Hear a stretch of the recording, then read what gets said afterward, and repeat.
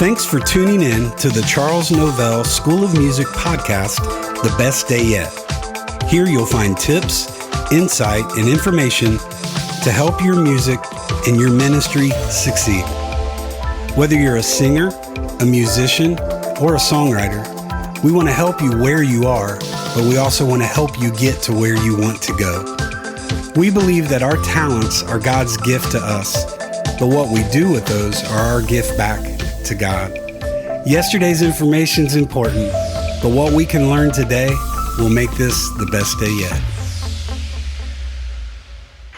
Hey everybody, Rob Novell here. I'm super excited about today's episode. This was taken from sessions at CNS23. We had special guests in each day. We involved our students, and at 1 o'clock we did what we call the Best Day Yet Live. We recorded these sessions in an interview format, and we're excited to bring them to you, so sit back and enjoy this session. Hey, we are blessed today. I don't have it running right now, but we've had the slide running. If you saw Dave's picture up there, it said Dave Clark Day would be Wednesday. This is Dave Clark Day at CNS23. How about that? How exciting it is. Here's the thing I need you guys to clearly understand. I've had heroes in my life. We've talked relationships and how relationships will benefit our lives, our music, our ministries. This is one for me. I snapped a picture at lunch, of you and Billy talking, because I'm looking across the table at two of my heroes. And I actually had to interrupt them to tell them what we were going to be doing this afternoon. And I felt horrible, Dave, interrupting two of my heroes. So he has, this isn't what this is about, but he has just greatly, Dave, you have influenced my life in so many ways. You have been, musically, you've been someone I've looked up to. And then just the friend you've been to our family. My dad loved you, and you could have kicked us to the curb a long time ago, but you didn't do that. And I call him, guys, and say, will you come up? And he's like, yep. I'm like, will you do? And Rob, I'll do whatever you need to do. Well, would you do? I said, I'll do whatever you need me to do while I'm there. So I woke up on August 31st and realized it would have been my dad's 80th birthday. And I'm like, man, I got to do something today to honor Dad. And God said, how about you try that thing we've been talking about for a couple years, that podcast? So I got up, I Googled podcasts. I found out who would host it, who would take my money, how to record it, how to get content and all this. And I pushed it live at 11:57, 3 minutes to spare, and was able to say, happy birthday, Dad. So we do these podcasts every week just as an extension of CNS, so we can teach, we can encourage, we can motivate on a weekly basis. They come out at 5 o'clock every Tuesday morning. They're automated. I'm not getting up and pushing them live at 5 a.m. Yeah, I'll try to make sure I make that 5 o'clock in the morning. Yep. I'm usually going to bed about 4:30. There you go. So we're doing this with our special guest this week, and I'm just so honored to have you here. What I'd like to ask you, just first and foremost, just to encourage them, give them a little bit of your journey. I'm going to leave it at that. My journey is, I assume you mean musical. Yes. Keep it between the lines, Dave. There's a lot of side roads we could go down. So it was 49 years ago, probably this week, and we lived in a little town in Michigan called Jackson, and we had heard about the school at Murray State, and I still don't know how my parents found a way to do it, but they got my sister and I down here for 3 weeks for a summer, and it literally is the pivot point for everything that I've done through the years. And we had vocal lessons that we had guitar lessons, and I was a guitar player, and in my little town I was kind of eat up with it, but I walked into the lobby of Regents Hall, And I knew I'd met my people. I literally hadn't been there 10 minutes. And you know exactly what I'm talking about because you felt the same thing. Or as soon as you got here, you looked around and said, these are the people that I'm supposed to be with. And there was a guy named Bruce Northam. Do you remember Bruce? Absolutely. Have you seen him lately? Sorry? Have you seen Bruce lately? I saw him about 3 months ago. Papa Smurf. He looks like Papa Smurf. He does. He's gotten really old looking, and that's odd because I haven't changed at all. Not one bit. Not one bit. But I walked in. I had a guitar case and a banjo. Then enough to know that he looked at me and he said, "Second floor, 20 minutes jam session."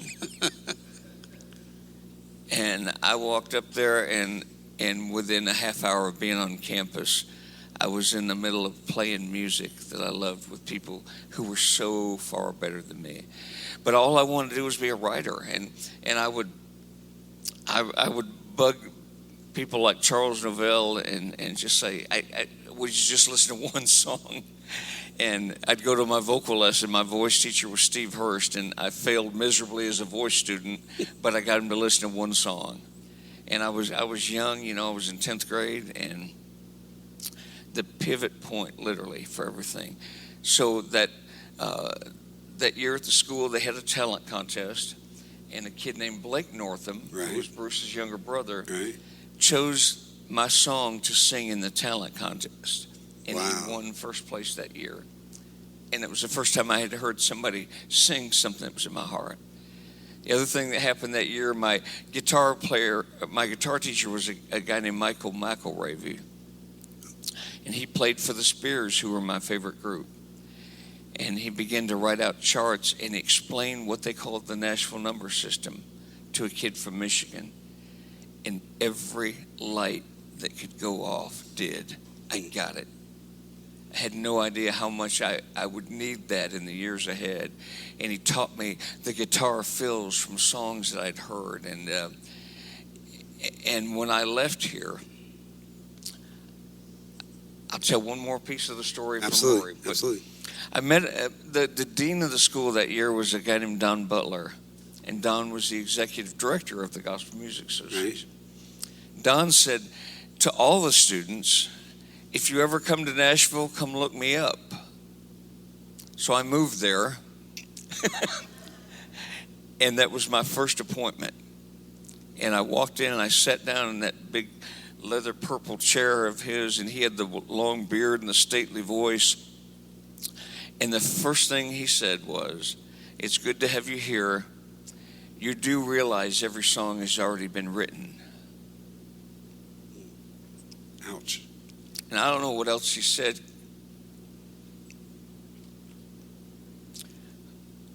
When the meeting ended, I went out in my car in the alley behind that building, and I couldn't breathe. I couldn't stop crying. I didn't even have enough money to get back to Michigan. Mom and Dad, if they'd have had it, they'd have given it to me. They believed in me, but this was my choice. I wasn't old enough to get a work permit. And if you've ever heard God speak audibly, you know what I'm talking about. And sometimes it's even louder than that. And as clear as I've ever heard God say anything, he gave me that day in that alley behind that building. Yes, every song has been written, but it has not been written by you. And I thought, if that's right, I'm going to pursue it with everything in me. I ended up getting to travel for 5 years with the Spear family as a guitar player. And when I finally resigned, it was because I knew anybody could play guitar, and God had called me to write. And I went to Brock and I said, I feel like I need to resign. They were like family. He said, well, how are you going to pay your bills? I didn't have the heart to tell him I was barely paying it on what he was. Well, I won't go there. But I said, God called me to write, and I've got to try. Ben was my publisher, and that I could tell you 2 more hours worth of things that God did to make it obvious that it was not going to be easy. Nobody just wrote for a living, and yet that's what God called me to do. And I look back, and God is blessed and blessed and blessed and blessed. and I wouldn't trade anything. But I can't pull onto this campus without being grateful that somehow my parents brought me to a place like Murray State University. Dave, I connect to that story because it's my story. I don't have the shelves in my room, Billy, to prove that it affected me like he's got the shelves in his home to prove how it's affected him. But the connections, the relationships, again, the Dave Clarks and the Billy Blackwoods in my life were the Brocks and the Dons and the Charles for you. And I kind of purposely wanted to go backwards because this is my podcast and I can edit it if I need to. But I wanted you to hear that because of where we're heading next. This is by far the best songwriter in gospel music setting right here, okay? We've talked that Dave was going to be here and doing songwriting, and you've seen that in the book and all of this and that. But the artists, the list of artists that have recorded his songs over the years, it's quite impressive. Rascal Flatts, right? Will you talk a little bit about that particular song? So they did a song, and it sounds impressive to say you had a Rascal Flatts cut. Right. Like, you left us and wrote country. Not necessarily, not yet. There's still time. I always listened to country, and I always figured that at some point I'd maybe fool with it, but God called me to write Christian music, and that's all I've done. So 29 years ago, I think, we wrote this little Christmas song for a new group called For Him. And it was called Strange Way to Save the World. And we were trying to think of a way to tell it from Joseph's perspective. And in fact, I had another song on that same record that I thought was the bigger song that you wouldn't know if I sang it to you. But something happened with that song. There was another little group that we called them To Him, because they had the same sound as For Him, but it was two guys and the same producer. It was Don Cook, who I've written with for a lot of years. And the To Him was a guy named Neil Coomer and another guy named Jay DeMarcus. Okay. And Jay ended up, they had a group called East to West, but we called them To Him because the sound was so similar. And for 29 years, every Christmas, somebody new has cut that song. And I don't understand it. Janet Pascal, David was just telling me about, he loved the cut of Michael Crawford, who was on Broadway. And you go, as a writer, you just don't get that. You can't map it out. You can't scheme it. You can't plan it. And God just drops it in the lap. And we don't know what made that song, but Jay DeMarcus remembered it from his years in East to West. And when Rascal Flatts cut it, I remember sitting in my living room just thinking that, boy, we serve a pretty big God. And the attention that we tried to pay to craft and the details and how we approach a song, when stuff like that shows up, you go, that's just God, because that. And we've had songs recorded by people like Donny Osmond and some other names that you go, huh? But they're all Christian songs. Right. And one of the coolest things about the Flats cut was, I was watching one morning. We got a half-hour heads up. Hey, they're doing your song on The View this morning. And I had a meeting I was just going into, and when it came time, I stopped. I said, can we turn on the TV for a minute? And I said, wow, that's Rosie O'Donnell listening to the gospel of Christ. Wow. Things that we could not plan or orchestrate, but we serve a pretty big God. Amen. Amen. If the call wasn't there when Don told you every song had been written, Rosie would not have heard the gospel that day. You don't know what God's doing with it. That's the beauty about being a writer. Right. is that nobody knows the writer, and you just get to in and out of different ministries. My dad taught me this. He said, Robbie, forward, never straight. Just keep moving forward, but it's going to do this at times, you know. Neil and Jay, I knew them from the Lee years, and Neil was in my sister's wedding. That's right. And I never knew the two. That's hilarious. But I liked East to West, and they were. That's a cool revelation for me. Just side note here today. So the other thing that I would like for you to share with them today, and then we're going to have some questions from them here in a little bit. Yeah, exactly, exactly. Because Dave, it's one of the most phenomenal stories, and it just encourages me every time I hear it. I think I can give you enough to go on without, putting the punchline out there. The writing session with Mark Harris in Mobile and the magazine. Can you share that story? So, my wife and I have been married. We just had our 41st anniversary, which is amazing because I'm only 30, but, I get all that. Don Cook, the guy that I didn't realize I was just a lyricist till I heard his melodies, but Don wrote Mercy Came Running, Crucified the Christ, all those songs they were Don's melodies. So Don gets married, and he asked me to sing at his wedding in Oregon. So obviously, all the people that he knew, I was evidently the only one who was willing to come to Oregon. And we get out there, and we're in the rehearsal, and this is before cell phones and all that. But the phone rings at the church, and it was somebody from the Benson Company. We're in the middle of his rehearsal, and somebody said there was an arranger named John Lee. John Lee needs a song for his Easter musical. Have you guys got anything? Somebody brings the message to Don. We're literally at the front of the church in the rehearsal, and Don looks at his wife-to-be and says, "We just need an hour." We went back in the choir room. No way. Wrote a song, sent it back, sang it on the phone to somebody who could pitched it and got the cut. And I thought, if she'll put up with that, she's going to be with him forever. So there you go, Tracy. That's awesome. So Don was producing for him, and everything we were writing, it was a neat season because I had left the Spears thinking, I don't know where this is going, but I'd never heard of groups like that. And I was still writing words, and I was writing things I was going through. Cindy and I had been 12 years, we had prayed for a baby. It's a pretty private hurt, and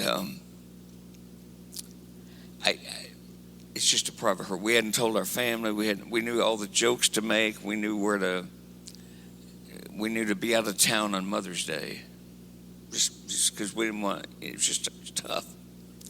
And so I got the call to go down to Mobile. I can't believe you remember this story, but there was a magazine in the mail. I literally am leaving. I stop at the mailbox, open, and there's a magazine, and it had a computer on the front of it. And I still have that cover, but and a baby was on the table looking up.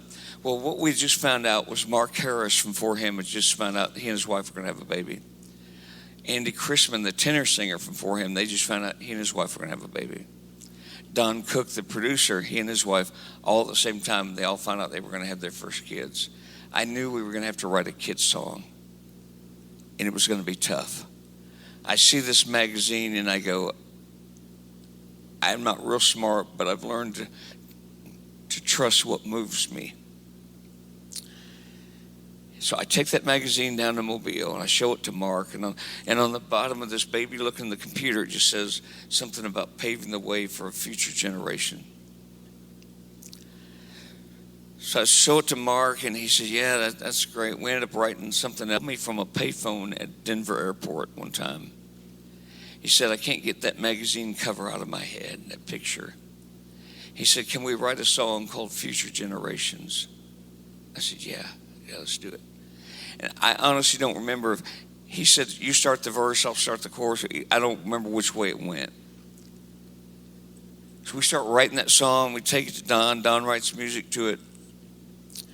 And They go in the studio to record it, and as they go in the studio, we find out we're pregnant.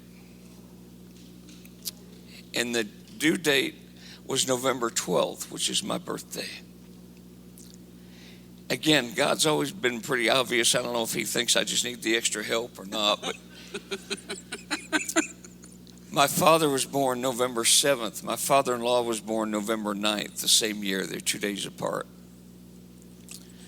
They record the song. They end up singling it. And I'm not a big chart watcher, but we start watching that song go up the charts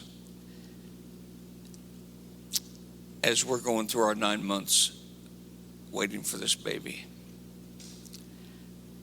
And on November 8th, the day in between her two granddads, Allison Louise was born, named after her two grandmothers. And it was the day that For Future Generation went #1 in the country.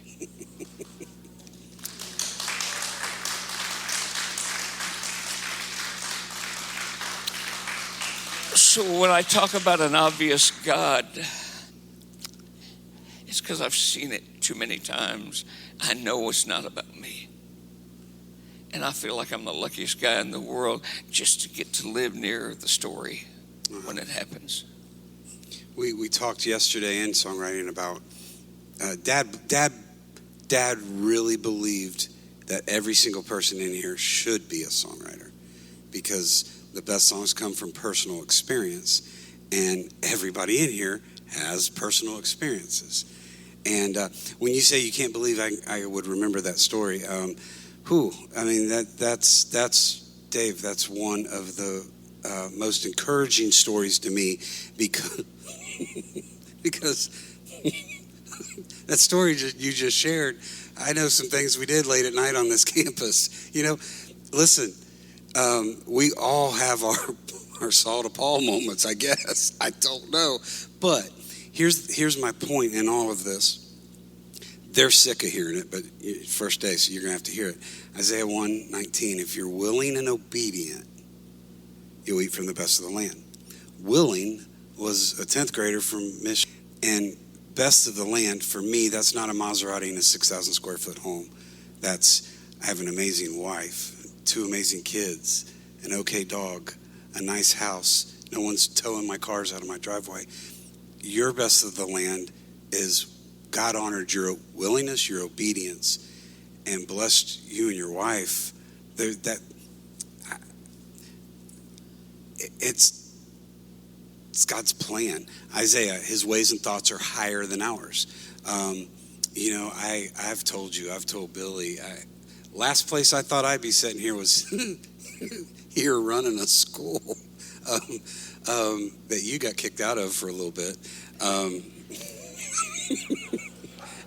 Y'all, how do you remember one story so well and evidently just forgot the whole truth about the...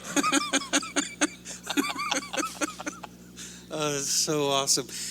Again, the list of songs that he has written and that God has used. Open vessel, willing to be used of the Lord. I wanted to acknowledge this too, and if you would just talk on this, because it's just all connected. We're connecting dots. BMI did something recently. Will you share that with them? In March of this year, there was a reception at BMI, and it was to celebrate a #1 song in 5 consecutive decades. And, wow. Thank you, but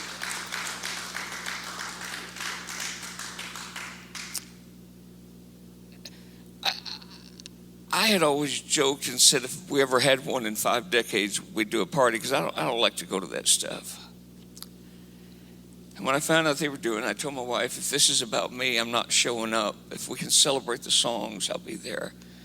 Because I told you how long we prayed for that first little baby. We now have 3 kids. And they're all champions for Christ. God's using them in the ministry. But they weren't born when a lot of those songs were big. And so the first #1 was The Father Hath Provided by Larnelle Harris. And it was in the 80s. And then in the 90s, the Phillips Craig and Dean and For Him and all that. And then in each decade, God sent like other artists that would, and they were there that day. And Steve Spear, who was my first publisher that I met at the school, was there at that reception. And the first song that Blake North reception, and Larnelle and his wife were there, and Dan Dean from Phillips Craig and Dean, his wife, flew in from Dallas. And I looked at the whole journey in one afternoon. And I promise it wasn't an ounce of ego. It was, I just can't believe God's let me do what He called me to do. Joseph Habedank had the 5th decade with a song called Child of the King. He was there, and he had never met Larnelle. And after it was over, I asked them if they wanted to go to dinner with us. And so Joseph and his wife, and Larnelle and his wife, and I just listened to the teacher and the mentor, the mentee, the guy that needed to ask questions that could learn from somebody like Larnelle. And the thing that they didn't talk about that day at BMI was they were celebrating, yes, number ones in 5 decades, but it was 9 years from the time I got my first label cut on the cathedrals to the first number 1. And I want to say to writers that they want it to happen so quick. I just want to say, how bad do you want it? 9 years. And you know what? I still want it as bad as I did when I left here. We've got a song out right now by Karen Peck called Dance. And I was just in the lunchroom, and I saw somebody had the shirt on, the T-shirt that said, it was Karen Peck's T-shirt. Well, not hers, but... Right, I gotcha. You get it. Her table, the one they got off her table. Yes, that's a better way to say it. There we go. And, I mean... If you'd ever told me I'd write a song called Dance, I wouldn't have believed that either. But God's got a way of keeping you humble, But Karen, is another one that we would not have had that party the decade from 2010 to 2020. The only 2 number 1s in that whole decade were Karen Peck's I Know I'll Be There and Pray Now. And here's somebody that she joined Rex Nealon when I joined the Spears. We were both too shy to even talk. but add 30 years to it, 35, 40, and God brings those roads back together because God had a plan. I'm not caught up in all that stuff. I probably should be. I just not. All I know is I left here and I said, God called me to write. And this morning, I got up thinking, as quick as I get done tonight, I know what fire still burns. I don't know, maybe you wrote it. I'm sitting here, you're talking. If you can use anything, you can use me. Did you write that? Do you know that song? If you can use anything, Lord, you can use me. Do you know that song? But here's the other one that's running through my head. And so my view... 53. I know I look 37, but I'm 53. And so I look back. Steve Spear was my very first bass guitar teacher at this school. And you still learned. I did. That's awesome. It's because John Mays was the second. Yeah, well, okay.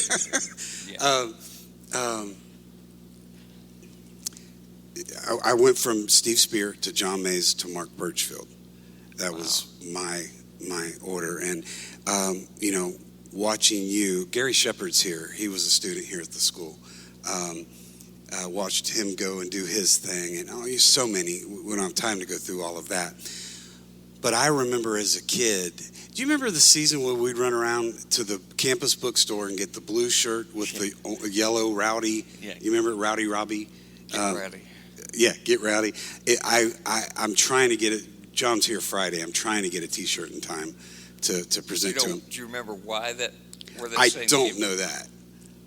Donnie Sumner. Okay.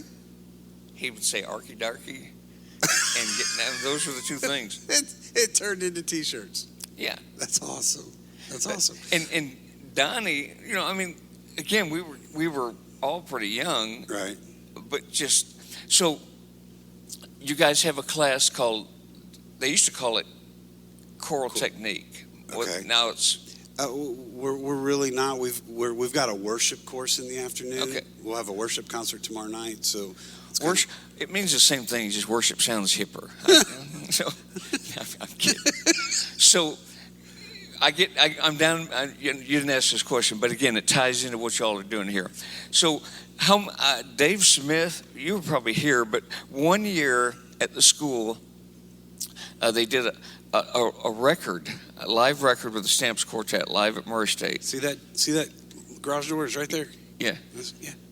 And we got to sing on that. Yeah. That was a big deal, and that was I think one of the best records JD ever did. Oh, absolutely. It's back there, Neil. But it was. I was in that choir. Right there.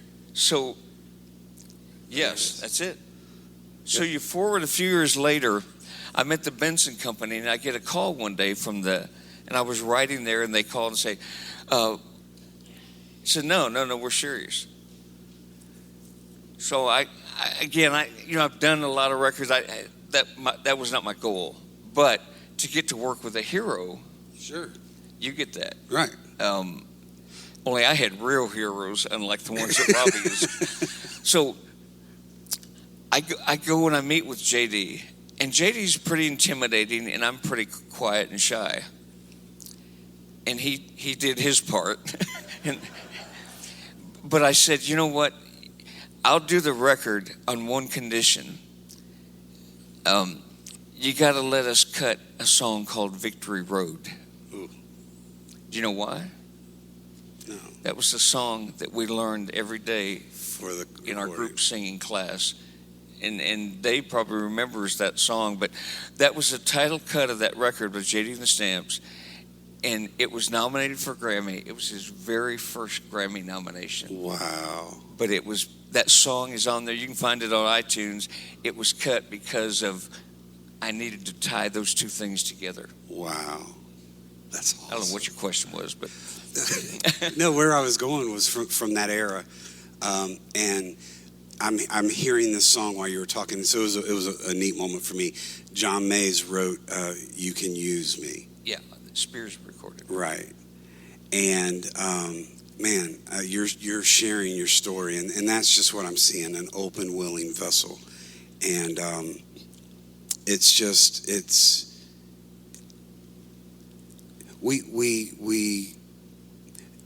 the story to me, Dave, that I've had to learn the hard way at times. God is super good at his job if we get out of the way and let him be God. Instead of, trying to tell him what to do and how to do it. Spent 35 years saying, I'll never live in the South, I'll never do church work, and I'm in Atlanta, Georgia, part-time on a church staff. Don't tell God what you will or won't do. Okay, I would like here to take some questions from the room. Nobody can ask me what my favorite bug is. I've been warned. You've been warned. No insects. The room was no insect-related. The room was sprayed last night. Okay, it was fumigated. So let's start here, since you're right there by Tracy. So when you go to write a song, do you like to write by yourself, or do you ever co-write with other people, and what do you find the most beneficial in both? I've got a theory that if you've written for 30 years or less, you don't know any other way except to co-write. It isn't the way we learn to do it. I do co-write, and again, I talked about Don Cook. So, interesting story. And if I tell this, will you edit it out? Yes, sir. Yes, sir. You know what? I'm not even going to tell it. How's that? You don't trust me? Let me get back to your question. I never set out to co-write. When I met Don, I realized that my lyrics would hold up a lot better than my melodies would, because of what I listened to. I was writing. I didn't realize it, but I was writing the same common progressions and all that. The lyrics, I could break that down. I could understand why I liked what I liked and why I didn't like what I didn't like. And so anymore, just the time is the issue, and so I would write with a few people. You told me that Avenue was here, so I was hosting a Singing News songwriter winter contest last year, and walked in, and we were doing the show, and the group Avenue was there, and I'd never met them because I don't get out much, and they said, "Hey, would you ever be open to writing?" And I said, if we ever find the time, and I serve as a creative director at a publishing company, and it takes work a lot of hours, so I don't get to do that as much as I like. But it took us 8 or 9 months to find a day that we could get together, and I just heard that last week that they cut that song on their new record. So I've exciting. never heard them live. I can't wait to hear the record. Some of the nicest people I've ever met. So there's not a wrong or right. Some people they get up and do a 10 to 1, then 2 to 5 every day. I'm not that kind of writer. If I do get to do it with somebody, I say, unless we can do a whole day, I'm probably not the guy, because I don't want to feel like I got to get it done by 1 o'clock. Does that answer your question? Dave, right beside you there, Jim, and then come up. So I'm not going to ask you what your favorite song is you've ever written, but what song has touched you the most that God has given you? There are 2 songs. One you may have heard, one you probably wouldn't have. Rob may know parts of the story, but for 19 years I fought with a pretty bad disease. Part of the urgency to leave home and pursue this, I didn't know if there was a long-term chapter to my story. It taught me a lot about vulnerability, and I can't take any more. The pain had gotten that bad. It was 19 years, day in, day out. And Jake Hess cut that song. And my dad used to call and he'd say, "Hey, Gaither is on. You got to turn on the channel." And I go, yeah, okay. I know those people. I've seen that show. One day he called and he was crying. He said, "You got to turn on." I turned it on. I didn't know Jake had cut the song, but he had taken that song that was so vulnerable, and it's just called "I've Been There." And the other is on the day 23 years ago, May 1st. It's a long story. I won't give you all the boring details, but the throat tissue that had deteriorated away over 19 years. We heard about a medicine and a missionary in Guatemala and all these things that I'd been to Mayo Clinic every year. They told me that we found this medicine. They said if it would work in maybe 2 weeks, but I'd be on it the rest of my life. In May 1st, 2000, was the 14th day that we were counting down to, and woke up, and the throat tissue that was still gone on the 13th day was reformed without so much as a scar. 23 years later, I've still never had a drop of medicine. Wow. God healed it. God did it right. He did it for good. I may get sick with something else, but I think God said, "You've had enough with your throat. We're going to leave that alone." And on that day, I was at an artist's house I'd never met before. His name was Al Denson, and we wrote a song that morning called "Will You Be the One?" And God used that song in ways I never could have dreamed. They'll never know what God did in my life on that day. Wow. So when I write songs, I'm more of a lyricist than a melody maker. I get hooks and I write them down, but I struggle with putting the lyrics in the right form, and then I just have to leave it for a while and then come back. Sometimes I just leave it for a long time because I don't get anything out of it. How do you recommend when you're stuck and you know you have a good line and you know it can do something? As songwriters, that's a good line. That's going to work somehow, but it's not going anywhere right now. How do you deal with that? So everybody hear the question, and sometimes you just have to lay a lyric down and just walk away and come back to it. I don't like to try to write fast. I'm never the fastest writer in any room I'm in. And it's easy. It means it's the thing I choose to work hard at. Right. So a quick story. Again, everything's out of story. But Sure.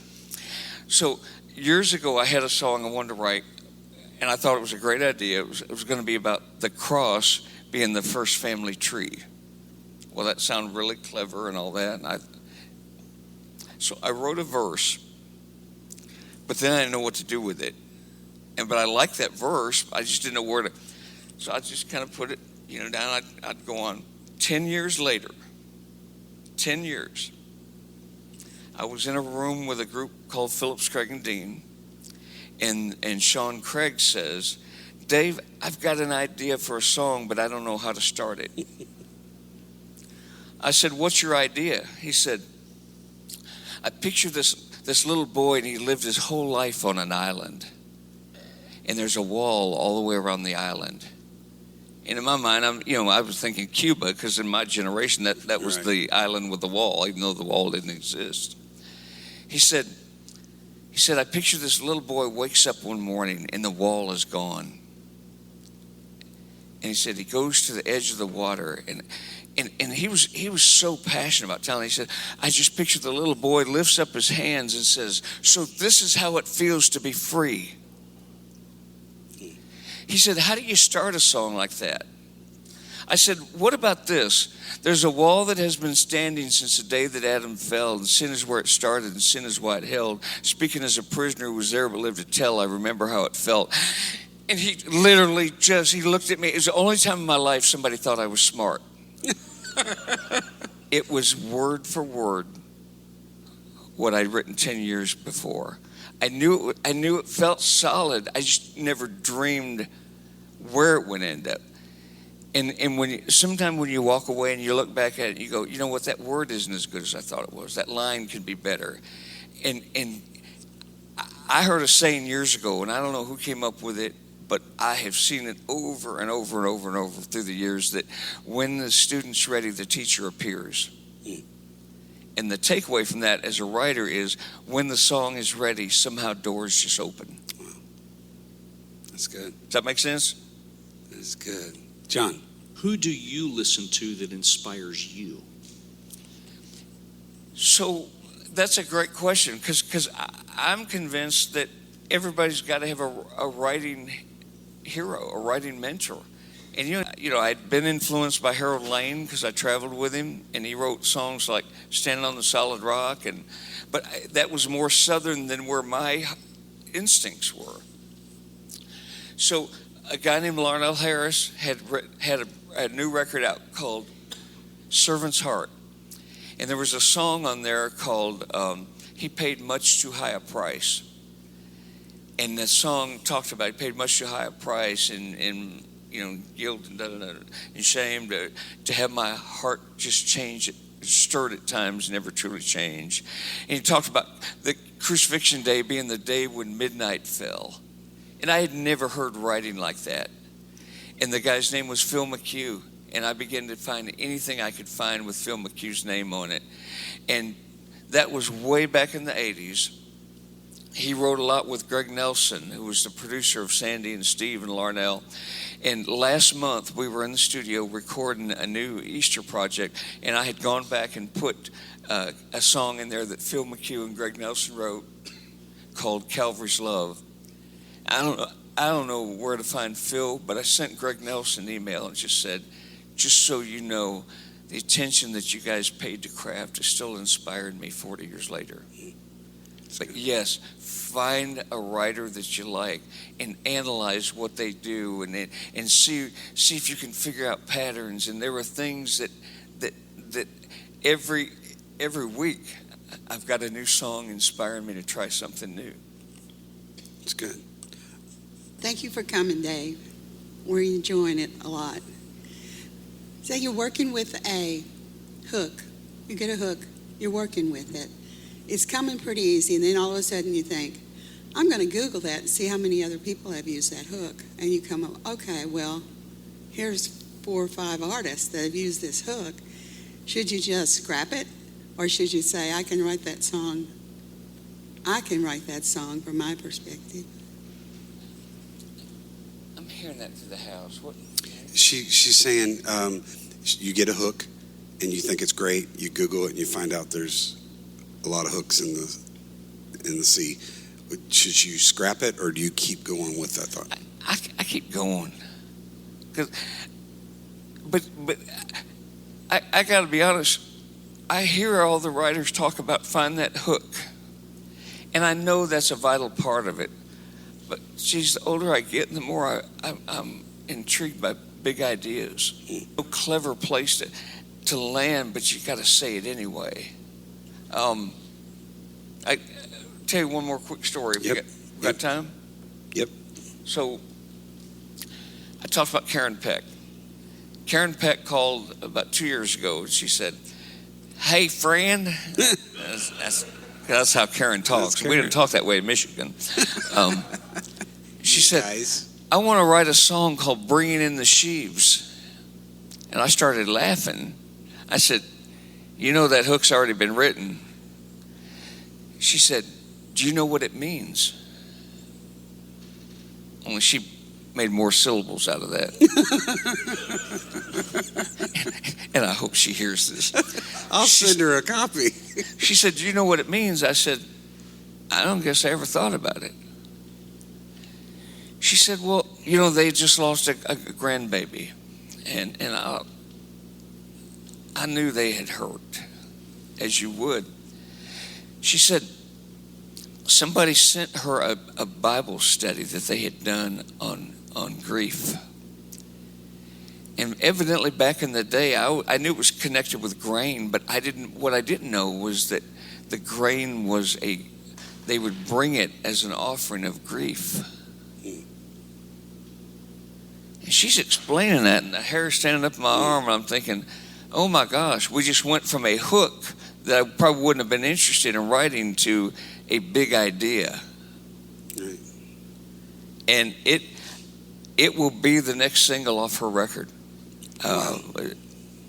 Probably will go out in the next week or two. I want to write big ideas. I sometimes they have a catchy hook. Somebody told me the other day, everybody's looking for another Kenny Cuddy Woody. And if I had 10 of those, I'd probably write them. That's a great hook. But sometimes we get so cute. And the other thing people will do is they go, "I got a great hook for you." And you go, "Well, write it. Just go write it." I'd rather find them myself. But almost always, whatever you come up with, somebody's already written. It's been out there 100 times. But I go back to what the advice that Don Butler gave me. It hasn't been written by me, and it hasn't been written by you. But, man, whatever drove you to that idea, peel that back a little bit and say, okay, past the hook, what's the concept? And sometimes I hear songs that I know probably won't be around in a year, but they work in the moment. Right. And that's great. We use them at my church. I'm not saying one's bad or better or worse. I'm saying my goal was always to write a song that would hopefully be around in 30, 40 years. And for me, I can't do that when I'm just chasing a hook. So I know that's not your original question, but man, look for the idea that drove the hook. Sometimes you can get both. And sometimes there's a musical hook and not a lyrical hook. So, as we wrap up here, man, what you're hearing is be open, be willing, take that step, I last thing, promise, and we're done because we're out of time. About a month ago, I decided, I told you at lunch the whole podcast thing, so I'm listening to a lot of podcasts, and that's kind of how I'm choosing now to take myself out every night, is listening to a podcast. And I listened to your 1 o'clock session from last year because I was in and out. I wasn't able to be in here for the whole thing. And a lot of people tell me that. And just it just really, really encouraged me because you were talking about taking steps. And we just saw when you take a step, you can trust that someone's there to lead us. We just have to be faithful. We were working on a book that Dad had started writing and didn't get to finish. And his title was He Led Me All the Way. And that's, what I've watched for you all these years. I'm a liner reader. All these groups you're talking about, I've got all the CDs. And as I would, it just got to be the standing joke with me, Scott, and Bird, if you remember them. How many's Dave got on this one? And we'd crack the cellophane off and open it up and see. So, man, I love you. Thank you so much for coming and being with us today. Thanks for listening to the Charles Novell School of Music podcast, The Best Day Yet. You can follow us on Facebook, Instagram, and Twitter under the name the Charles Novell School of Music. And for more information on CNS and our upcoming events, like our online school, our weekend regional sessions, our creative coaching, and our pastor's retreat, you can visit us at our website at www.cnsmusic.com. As you've listened to this episode, we hope that you've gained some information that you can apply to your music and to your ministry to make today the best day yet.